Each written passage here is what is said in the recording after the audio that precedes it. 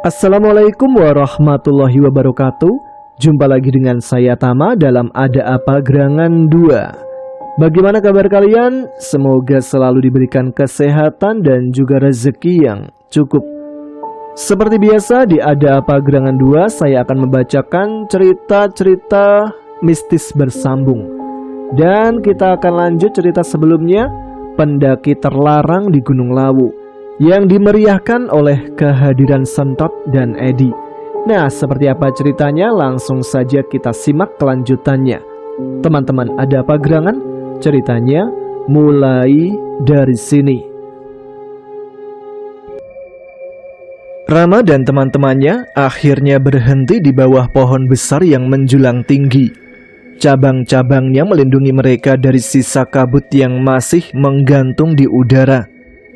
Mereka meletakkan jasad Kuclok dengan hati-hati di atas dedaunan kering. Nafas mereka terengah-engah, keringat mengucur deras di wajah mereka, dan tubuh mereka terasa lunglai setelah berlari tanpa henti. "Apa kita udah cukup jauh dari wanita itu?" tanya Udin dengan suara bergetar.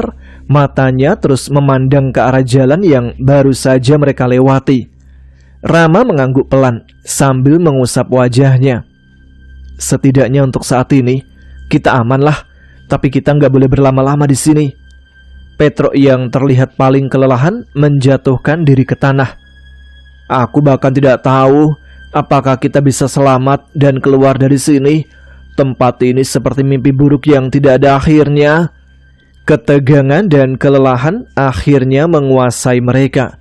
Satu persatu, Rama dan teman-temannya terjatuh ke tanah. Tubuh mereka tak mampu lagi melawan rasa lelah yang membebani. Nafas mereka tersengal-sengal sebelum akhirnya perlahan memudar menjadi keheningan. Hutan di sekitar mereka kembali sunyi. Hanya ada desiran angin yang membawa aroma lembab dari dedaunan basah. Sementara itu ada 4 pendaki tengah menyusuri jalur pendakian yang sunyi. Kabut tipis menyelimuti sekitar, dan suara langkah mereka di atas dedaunan kering menjadi satu-satunya yang terdengar.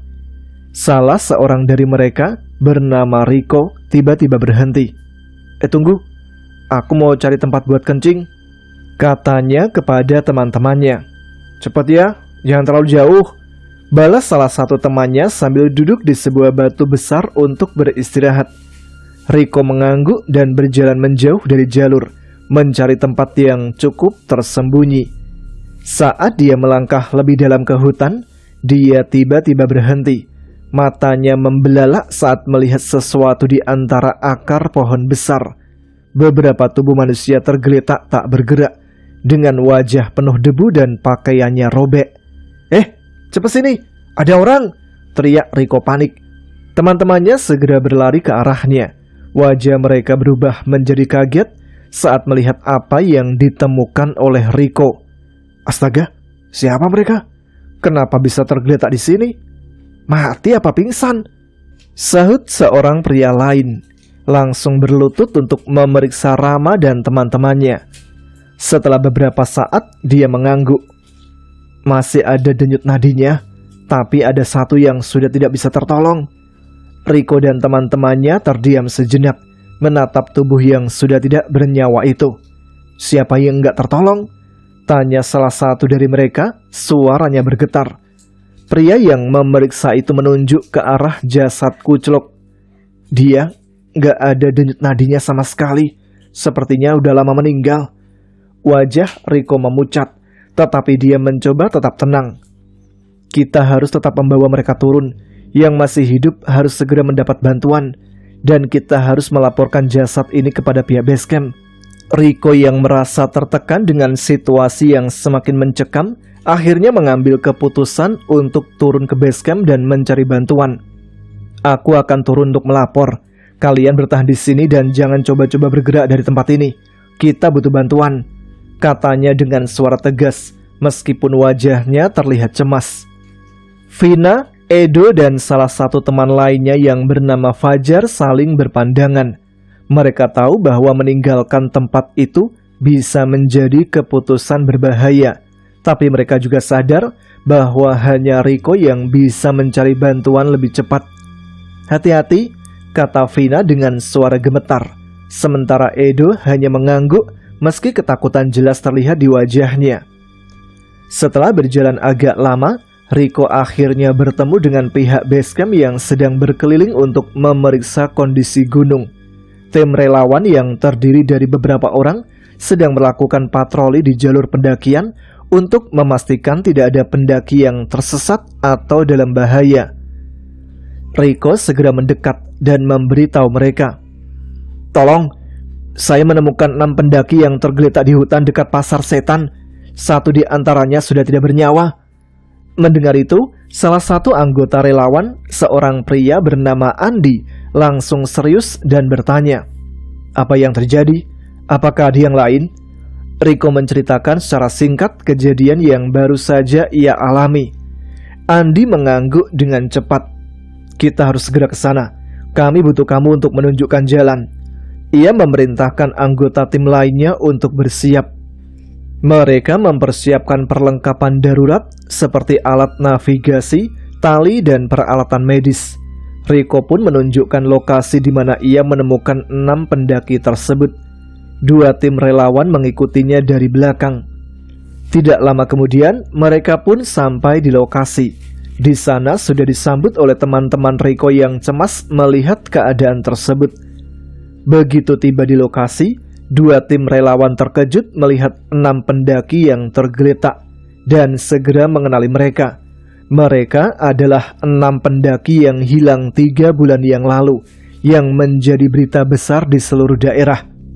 Ini mereka!" teriak salah satu anggota tim relawan. Matanya terbuka lebar penuh keheranan.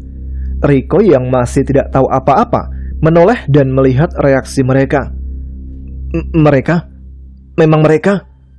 ujar Riko dengan suara yang sedikit gemetar, menunjukkan betapa bingung dan tercengangnya dia. Tim relawan segera mengambil langkah-langkah lebih cepat, memeriksa keadaan para pemuda yang masih tergeletak. "Bagaimana mungkin mereka di sini? 3 bulan yang lalu, kami sudah mencari mereka di seluruh area ini." Salah seorang anggota tim bertanya dengan suara bimbang, mencoba memahami bagaimana mereka bisa berada di tempat ini. Riko hanya menggelengkan kepala. "Kami tidak tahu, Pak. Kami menemukan mereka tergeletak di sini dan salah satunya sudah nggak bernyawa," jawabnya dengan hati-hati. Salah satu anggota tim relawan mengangguk. Dengan penuh kewaspadaan mulai memberikan perawatan pertama pada Rama dan teman-temannya. Mereka memberikan oksigen, cairan, dan memastikan keadaan tubuh mereka stabil untuk dibawa turun dengan selamat. "Kami akan membawa mereka semua turun ke base camp dan memeriksa lebih lanjut," kata anggota tim relawan yang lainnya. Tidak lama kemudian, tim SAR dan relawan mulai berdatangan, membawa peralatan medis dan perlengkapan evakuasi. Mereka segera mengevaluasi kondisi Rama dan teman-temannya yang masih hidup. Para relawan bekerja dengan cepat dan efisien, memastikan bahwa mereka mendapatkan perawatan yang dibutuhkan untuk bertahan hidup. "Kita harus segera membawa mereka turun," ujar salah satu petugas medis, sambil memberikan cairan infus kepada Rama dan teman-temannya. Mereka dalam kondisi yang sangat lemah, tapi masih ada harapan. Tim SAR segera menyiapkan tandu dan perlengkapan untuk membawa para pendaki yang selamat ke bawah gunung. Sementara itu, beberapa anggota tim yang lain mulai memeriksa tubuh Kuclok yang sudah tidak bernyawa. "Kami akan memastikan semuanya dibawa dengan aman," kata salah satu anggota tim SAR sambil menutup tubuh Kuclok dengan kain. Menuju base camp, suasana penuh keheningan. Hanya terdengar suara langkah kaki di jalur berbatu dan desahan nafas berat dari mereka yang mengevakuasi. Di antara kegelapan dan kabut tipis yang mulai turun, perasaan lega bercampur duka menyelimuti rombongan. Tim relawan mengawal tandu Kuclok yang telah dibungkus rapi, membawa pulang sosok yang sempat hilang meski dalam keadaan tak bernyawa. Rama yang terbaring di tandu membuka mata samar-samar dan berusaha berbicara. "Clok, maafkan kami, Clok. Gumamnya lemah, tapi salah satu relawan segera menenangkannya. "Istirahatlah, kamu butuh banyak tenaga," ujarnya. Setibanya di base camp, suasana penuh keharuan langsung menyelimuti.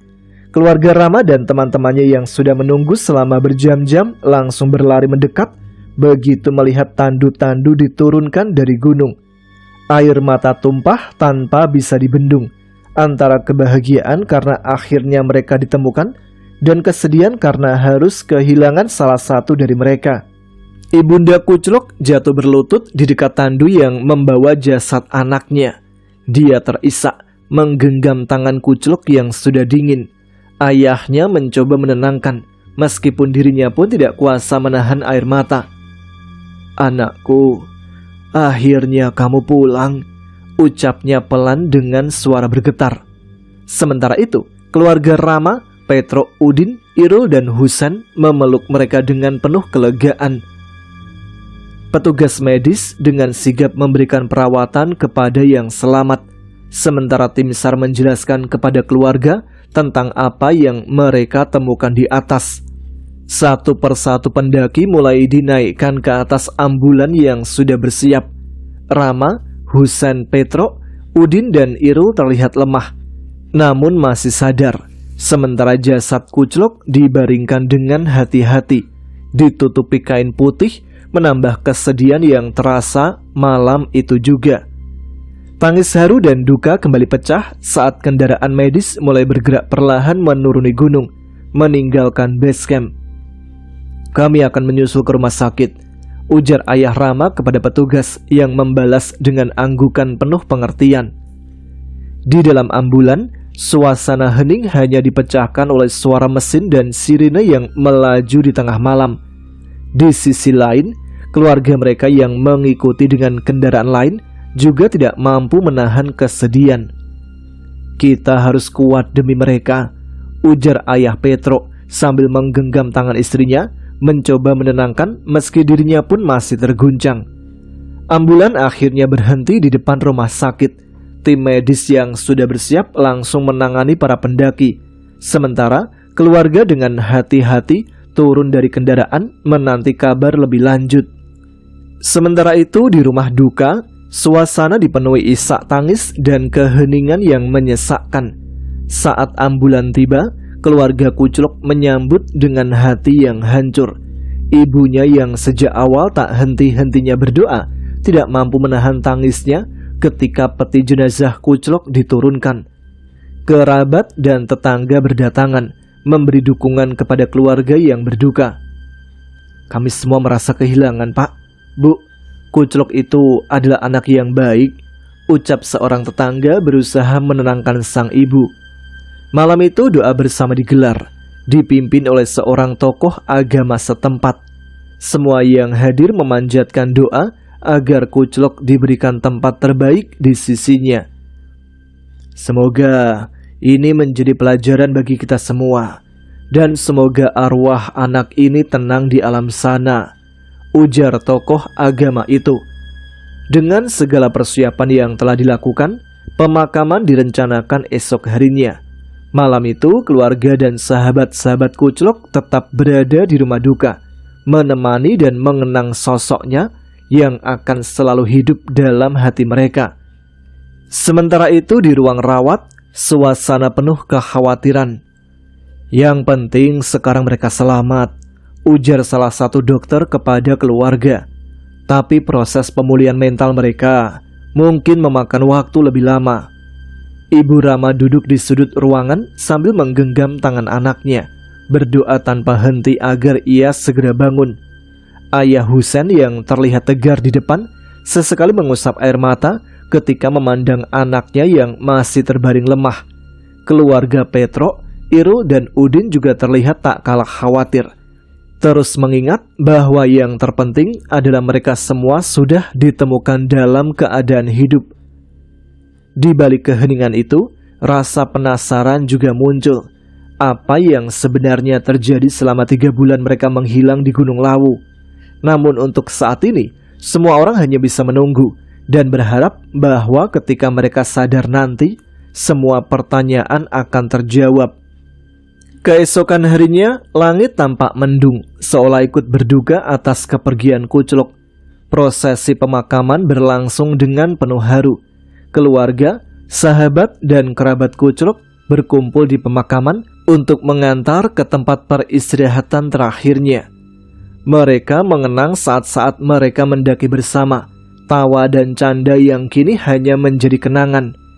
Beberapa sahabat Kuclok juga hadir, membawa karangan bunga dan menyampaikan doa-doa mereka. Salah seorang sahabatnya tampak berlutut di depan makam, menggenggam tanah yang baru saja diratakan, sembari berbisik, "Kita akan merindukanmu, Clok. Kamu adalah saudara yang tidak tergantikan." Ketika prosesi selesai, satu persatu orang meninggalkan makam, membawa pulang kenangan dan doa untuk Kuclok.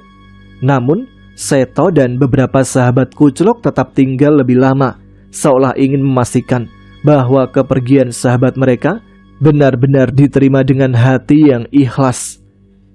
Di bawah langit yang kelabu, makam Kuclok kini menjadi tempat peristirahatan terakhirnya, dikelilingi oleh cinta dan doa dari mereka yang pernah mencintainya.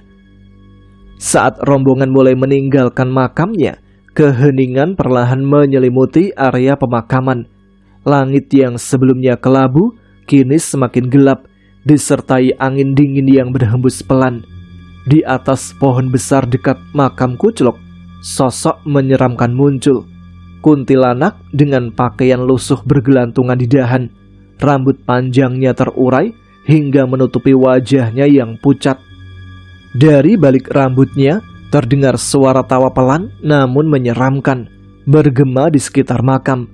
Kuntilanak itu menatap tajam ke arah makam Kuclok, kemudian mengalihkan pandangannya ke arah teman-temannya yang sedang berjalan menjauh.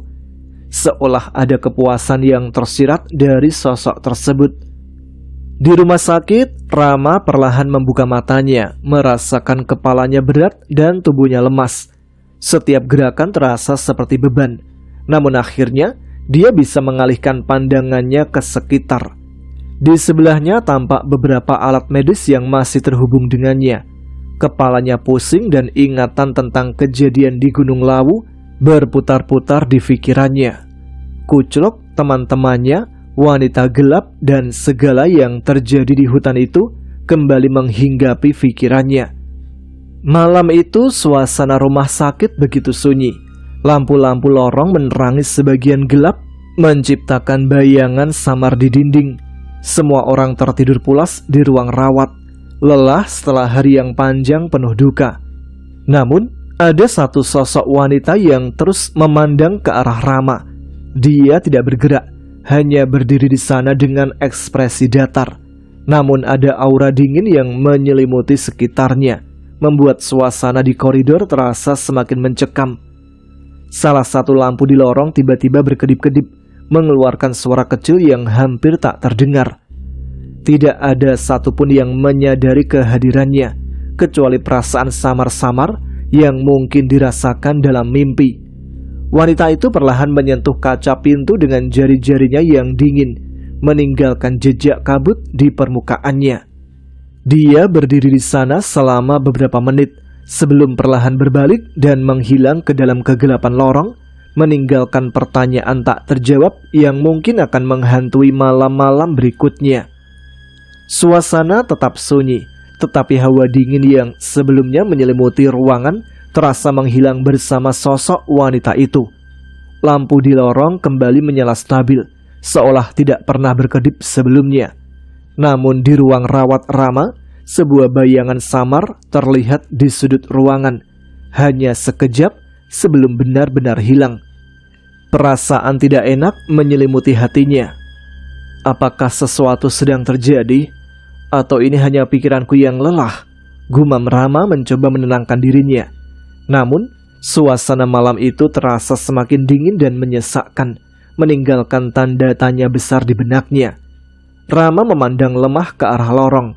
Dan tidak lama kemudian, dia melihat sesuatu yang membuatnya sedikit lega sekaligus bingung. Elang, salah satu sahabat mereka, muncul menggandeng Husen kembali ke arah ruang rawat. Husen tampak lesu, seperti seseorang yang berjalan tanpa kesadaran penuh. Rama tertegun.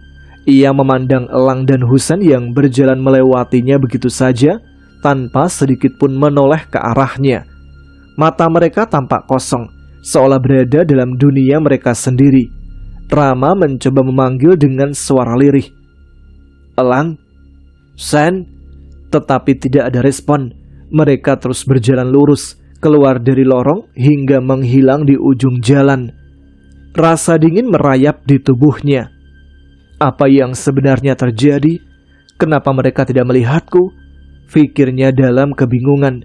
Ia mencoba bangkit, tetapi tubuhnya terlalu lemah. Suasana di ruang rawat tiba-tiba terasa semakin sunyi. Hanya ada suara detak monitor medis yang monoton. Sementara itu, di dimensi lain, kabut tebal menggulung dari arah utara, seperti jubah kelam yang menyelimuti tanah kerontang. Di ujung jurang, di antara pepohonan mati yang meranggas seperti tangan para arwah, berdiri 3 sosok. Seorang kakek tua berjubah abu, seorang anak kecil dengan ekor ular yang meliuk-liuk, dan seorang pemuda gemetaran yang menggenggam keris kecil dengan tangan bergetar. Di hadapan mereka, langit terbelah perlahan.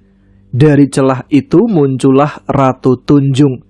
Makhluk elok bermahkota duri-duri hitam dan rambutnya seolah berkobar bagai api, bermata sehitam malam tanpa bulan. Di belakangnya berderet anak buahnya, pasukan bayangan bermata merah. Tubuh mereka seolah terbuat dari jelaga dan asap. "Ini tanah kami," seru sang ratu. Suaranya menggelegar, tapi indah bagai nyanyian yang menyesatkan. Kakek tua yang jelmaan dari Gondo mengangkat tongkat kayu yang berujung cahaya tersebut. "Tanah ini bukan milik siapa-siapa, Tunjung. Kau hanya penjaga kegelapan yang lupa waktu. Aku diutus untuk mengembalikan keseimbangan." Sentot, bocah berekor ular itu menyeringai sambil menirukan gaya bicara kakek tua. "Iya tuh Ratu Tunjuk, jangan marah-marah terus, nggak sehat." "Kok Tunjuk sih Tot? Tunjung, nanti dia malah marah," kata Edi yang sudah setengah berjongkok. "Aku sih mending gak usah ikut ya, ini udah kayak akhir zaman." Ratu Tunjung mengangkat tangannya. Anak buahnya mendesis dan langsung menyerbu. Tanah bergetar, udara berubah bau belerang. Pertarungan pun dimulai. Gondo menancapkan tongkatnya ke tanah.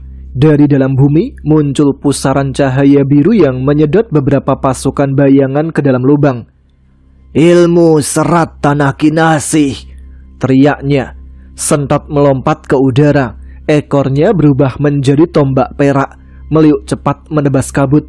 "Hiya, ini jurus ular ngacir. Rasain tuh." Satu demi satu bayangan tumbang, tapi jumlah mereka tak habis-habis. Sementara Edi, dia masih tiarap di balik batu. Tapi saat salah satu bayangan nyaris menyentuhnya, keris di tangannya menyala sendiri. Tubuhnya tersentak. Loh, kenapa kerisnya goyang-goyang sendiri? Kan gak ada musik." Tiba-tiba Edi tidak sadarkan diri, namun tubuhnya berdiri tegak. Matanya putih semua, suara gaib keluar dari mulutnya. "Waktu kembalikan keadilan." Dia menyerang, tubuhnya melayang. Gerakannya tak terkendali, tapi penuh tenaga.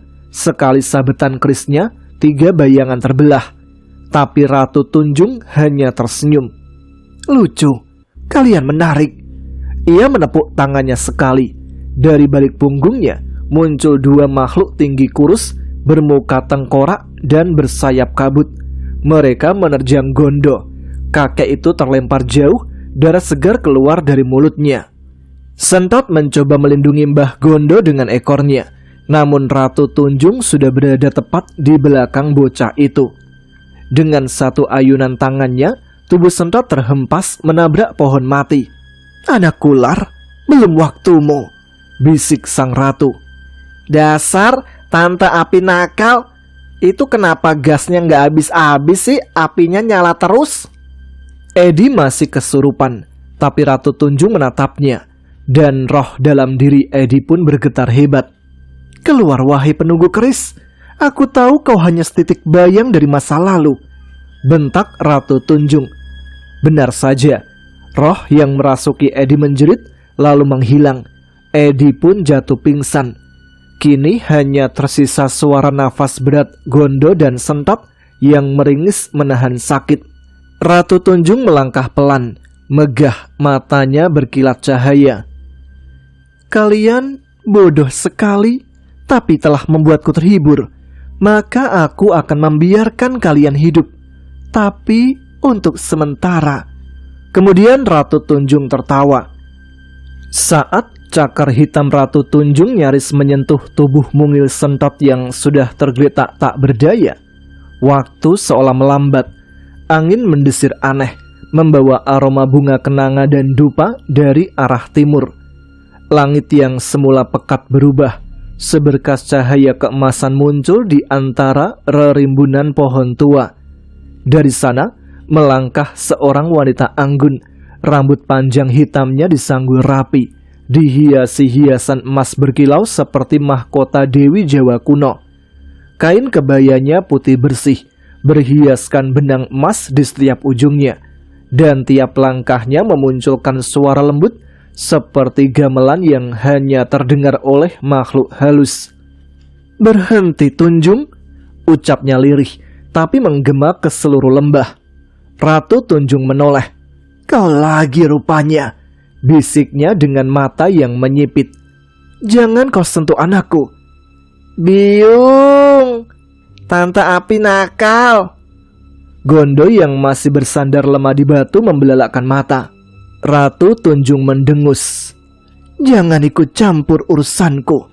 Bukankah kau sudah bersumpah tidak lagi mencampuri urusan jagat Asor?" Sukma berjalan perlahan, memandangi Sentap yang masih gemetar. Ia menatap anak itu dengan kelembutan yang mendalam. "Aku tidak datang untuk dunia ini.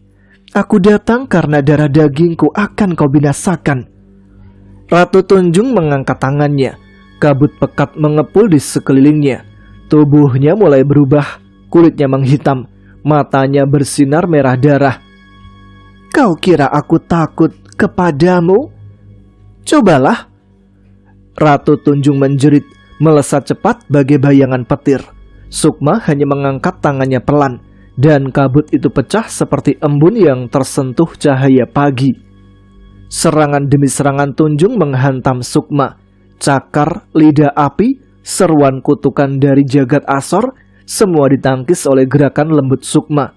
Ia menari, bukan bertarung. Namun setiap gerakannya membuat tanah berguncang, udara berdesing. Sukma menjentikkan jarinya sekali. Dari balik tanah muncul ribuan ular putih kecil yang menjalar membentuk lingkaran perlindungan di sekeliling Sentap dan Edi. Tunjung meraung. "Tidak, kau menantang kuasa alam Asor." "Jagat Asor bukan milikmu saja. Aku juga bagian darinya. Akulah penjaganya. Jauh sebelum kau dilahirkan dari pusaran dendam ini." Sukma mengatupkan kedua telapak tangan. Cahaya menyilaukan meledak dari tubuhnya, membentuk naga raksasa dari cahaya putih keemasan. Naga itu melayang ke atas, lalu menyambar turun ke arah Ratu Tunjung. Tunjung mencoba bertahan, tubuhnya berubah menjadi raksasa. Sayap-sayap hitam mencuat, tapi naga cahaya Sukma menggigit tubuh gelap itu dan menghancurkannya dalam ledakan cahaya yang memekakkan telinga.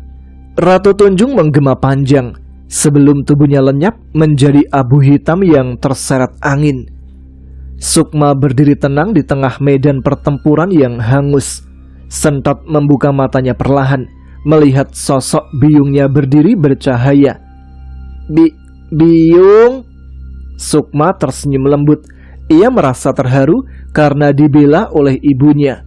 Ia berlutut di hadapan ibunya. Matanya berkaca-kaca. "Biung, apakah kau sudah menjadi baik sepenuhnya?" Sukma berdiri dan menggeleng pelan. "Aku melakukan ini semua bukan untuk kalian. Kematian Tunjung tentu akan membuat kekuasaanku akan menjadi lebih luas. Angin berhembus sekali lagi, dan dalam sekejap Sukma menghilang bagai kabut pagi. Setelah pertempuran usai, Sentot dan Edi diantarkan oleh Gondo menembus kabut tipis untuk kembali ke alam manusia. Sesampainya di rumah, Edi mendapat amukan luar biasa dari Mama. "Kamu itu kalau keluyuran lupa waktu sih, Ed. Berapa bulan gak pulang? Kayak Bang Toyib." "Ceritanya panjang, Mak. Hukumanmu juga bakal panjang. Tapi tak sepanjang belalainya, Oma." "Shh, kamu Tot." "Tapi Mak, Edi itu tersesat ke alam gaib gara-gara nolongin pendaki hilang di Lawu.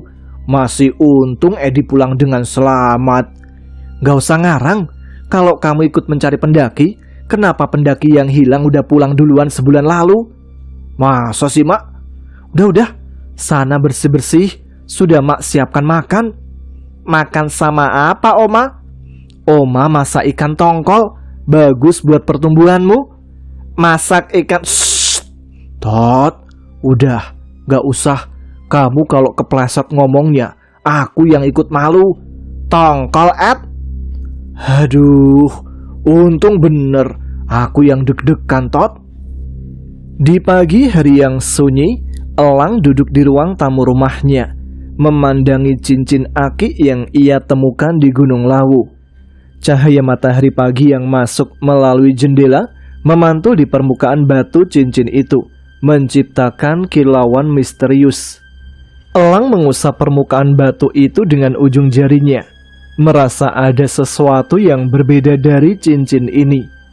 Sejak ia membawanya pulang, ia merasa seperti ada energi aneh yang mengikutinya. Tidak menyeramkan, tapi cukup membuatnya gelisah.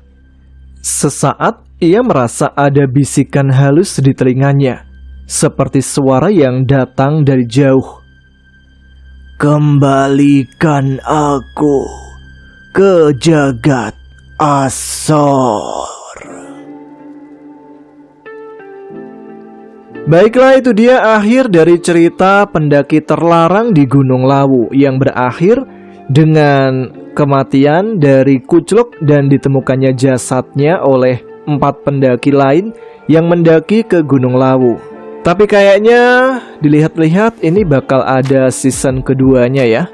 Kalau bisa dikira-kira kayaknya si Elang ini bakal mengembalikan cincin yang sudah diambilnya dari Gunung Lawu.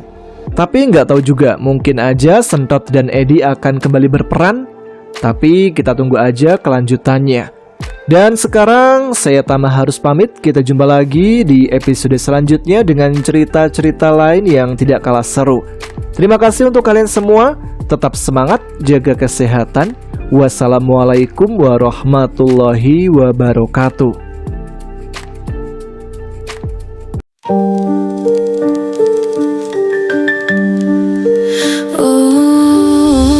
Aku tahu kau merinduku, aku tahu kau menangisiku, aku tahu kau tak relakanku. Aku sama namun hanya membisu. Dari atas sini ku masih bisa memandangmu, meski dengan air mata darah penuhi gaunku. Gaun putih ini perlahan memerah seiring ku tak tentu arah. Gaun putih ini perlahan lusuh seiring kau dan aku jauh. Di jalan ini, di antara ilalang tinggi, kau pernah membawa diri ini. Di jalan ini pula tubuhku mereba berdarah mati dan mereka lari.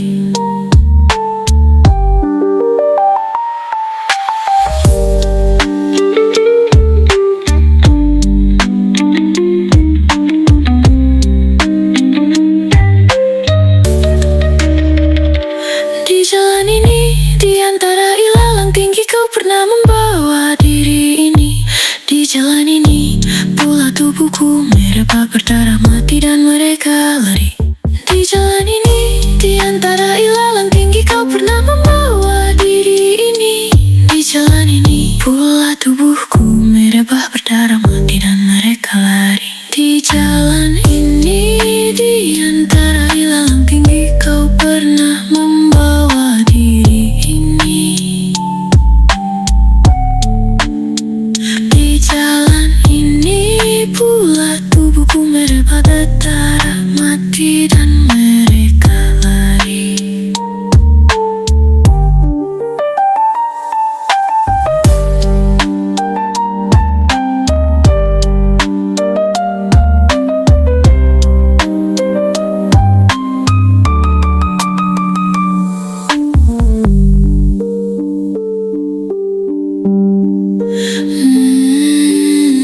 Di jalan ini, di antara ilalang tinggi, kau pernah membawa diri ini. Di jalan ini, pula tubuhku merebah berdarah mati dan mereka lari.